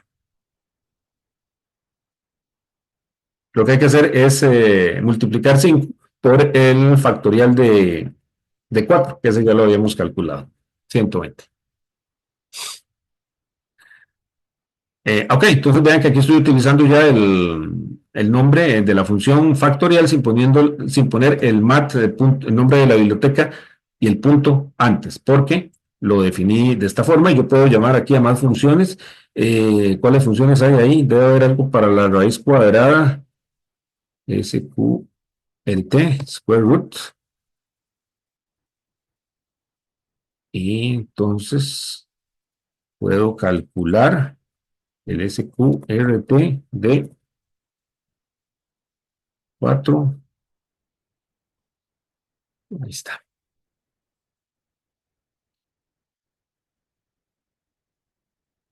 En este caso tengo que ser explícito con las funciones que voy a necesitar. Bueno, otra cosa que también puedo hacer, si mal no recuerdo, es, vamos a ver si es cierto, es ponerle aquí import asterisco, que es como decirle impórtemelo todo. Ajá. Ahí se las trajo todas. Pero a veces uno prefiere usarlo de esta manera para que quede como más claro lo que uno va a utilizar. Pero la otra también es válida. Es cuestión a veces de estilo. Ok, esas son las funciones de la biblioteca estándar. ¿Qué hay en la biblioteca estándar? Por cierto, echémosle una ojeada.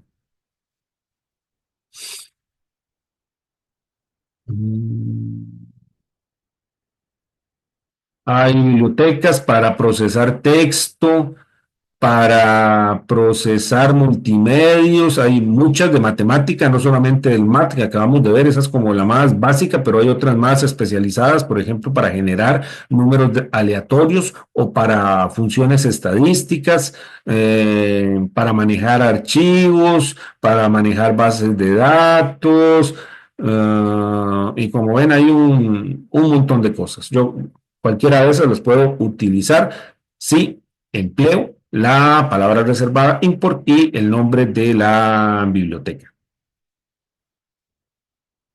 Bien, biblioteca estándar.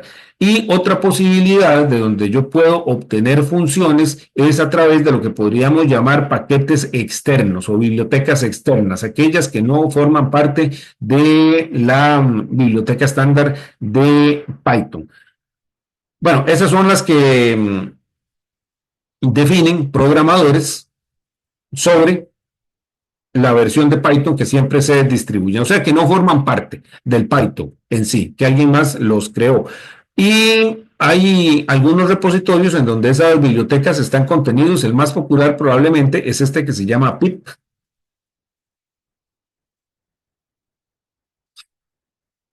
Este tiene, mira, me llevó al, mejor utilicemos este enlace, Python Package Index, está relacionado pero no es lo mismo.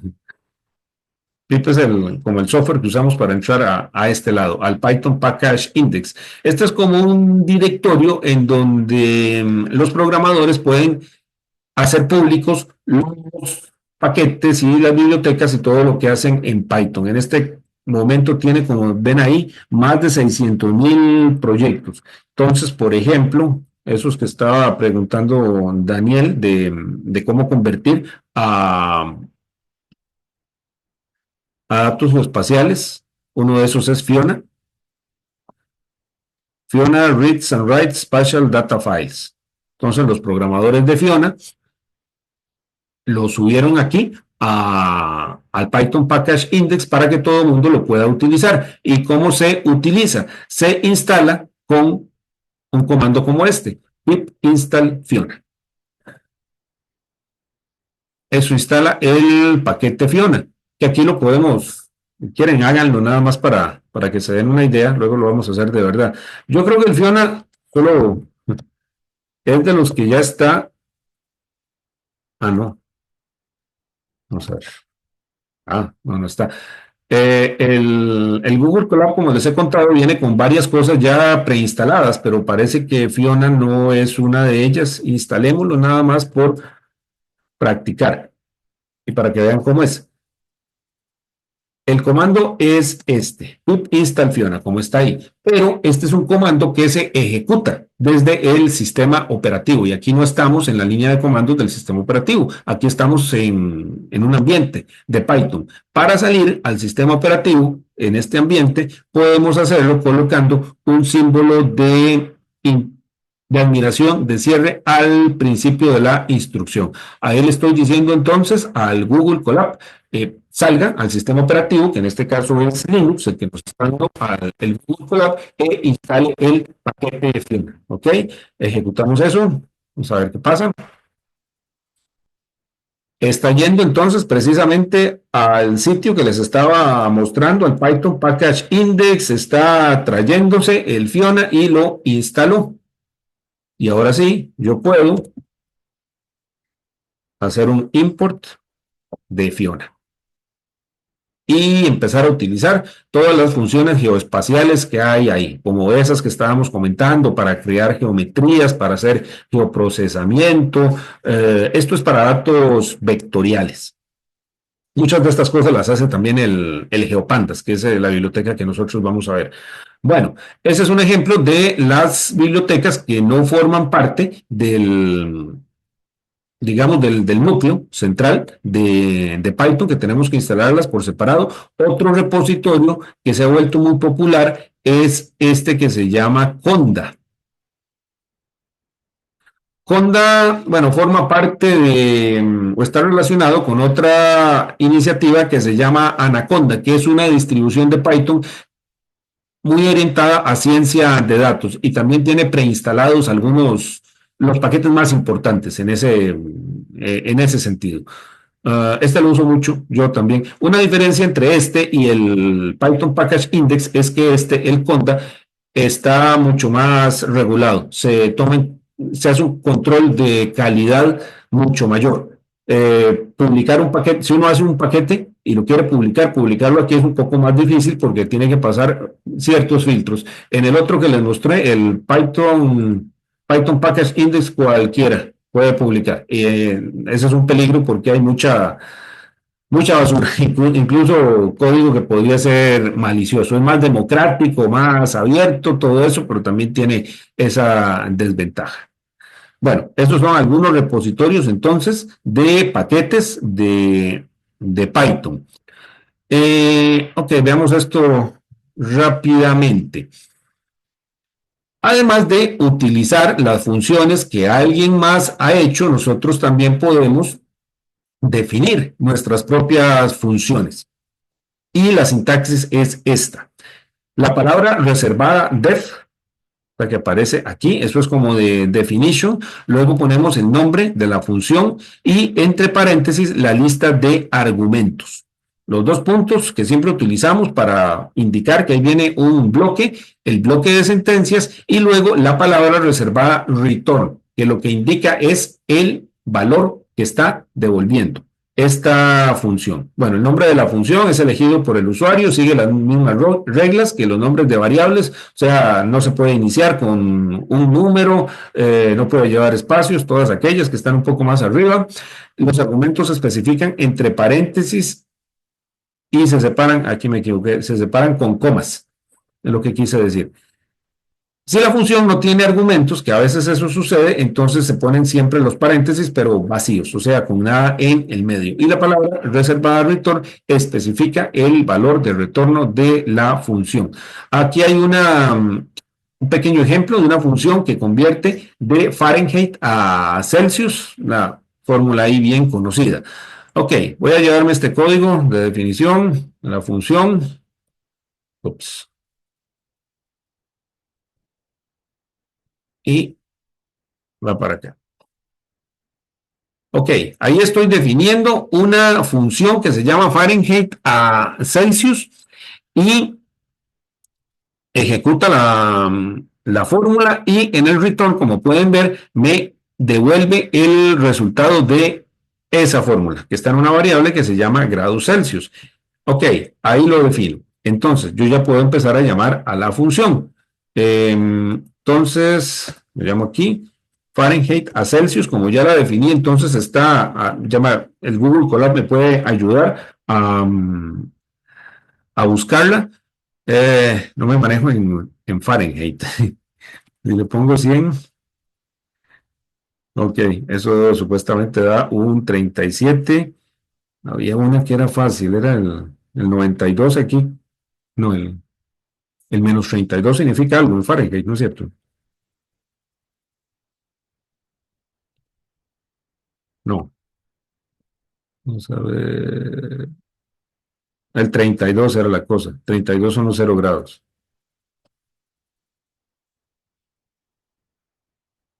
Ok, hagamos otro ejemplo. Pero bueno, vean que esto, antes de pasar al ejemplo, que corresponde a este patrón de entrada, procesamiento y salida. Datos de entrada, ahí los argumentos de la función, procesamiento en el cuerpo de la función y la salida con la palabra reservada return. Bueno, por ahí en uno de los ejercicios está hacer una función para el IMC. Hagámosla de una vez. Entonces, def, nombre de la función. Digamos que le voy a poner IMC. ¿Cuáles serían los argumentos que necesitamos para calcular el IMC? Altura y peso. Ajá, correcto. Entonces, pongámosle aquí estatura. Voy a ponerle peso y estatura. Ahí están los dos argumentos, los dos puntos, y voy al cuerpo de la función. Voy a ponerle, okay, para que no se confunda la variable que voy a definir con el nombre de la función, le voy a poner a este mi IMC, que es igual a peso entre estatura elevado al cuadrado. Ok, ahí está el procesamiento. En el return, ¿qué pondría? ¿Qué es lo que quiero devolver?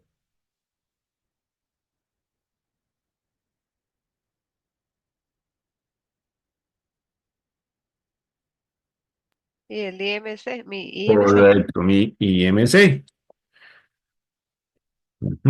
Entonces, ya definí esto y lo puedo utilizar. Digamos, IMC, peso es 70 y 1.70. Ok, eso me devuelve. Creo que está bien. Lo puedo llamar otra vez. IMC 80 para 1.8.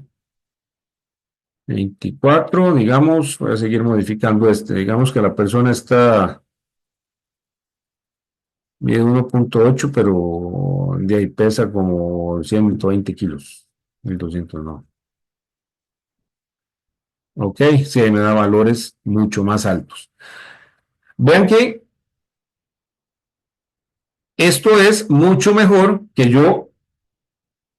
el que yo tenga que ejecutar la fórmula cada vez que quiero averiguar el IMC. Por un lado, estoy poniendo el código que necesito en un lugar específico. Entonces, si yo en algún momento me di cuenta, mira, no era al cuadrado, era al cubo que yo tenía que elevar. Entonces, ya no tengo que andar recorriendo todos los lugares en mi código donde calculé el IMC para corregir eso, que probablemente incluso se me salten algunos.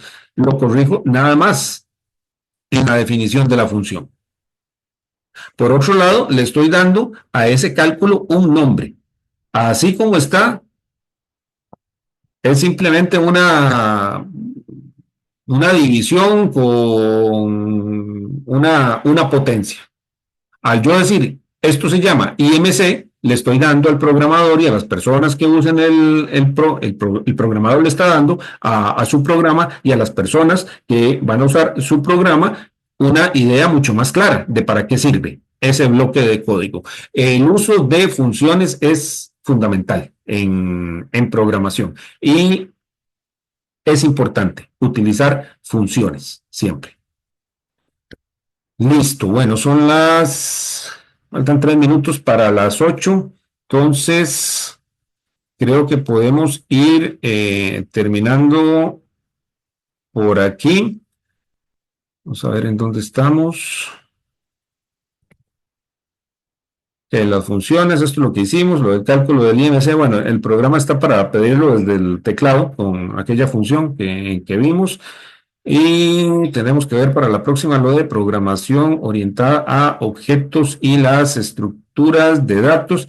Y también vamos ya a comenzar con los datos de biodiversidad, a ver los estándares como el Darwin Core y las funciones de algunas bibliotecas como el PyGBIF, que nos permiten consultar algunas fuentes de datos GBIF específicamente. ¿Preguntas? Profesor, ¿cómo, digamos, esos datos, yo podría tener una tabla y rellenar campos con return? Con Una return. tabla, digamos, que traje de Excel y rellenar esta tabla, este data frame, con datos que me va a retornar. Bueno, yo podría tener una tabla así en Excel o en un CSV o que venga de alguna base de datos y la cargo con la biblioteca Pandas, que es la que más usualmente se emplea para ese tipo de cosas. Ujú. Aquí vamos a ver Pandas. Ujú. Pero sí, claro que sí se puede. Ujú. Ok, gracias. De nada. ¿Algo más?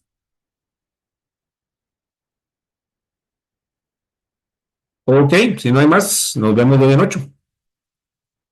Gracias, buenas noches. Buenas Buenas noches. Hasta noches. luego. Gracias. Hasta Buenas noches. luego. Gracias. Gracias. Gracias, buenas noches.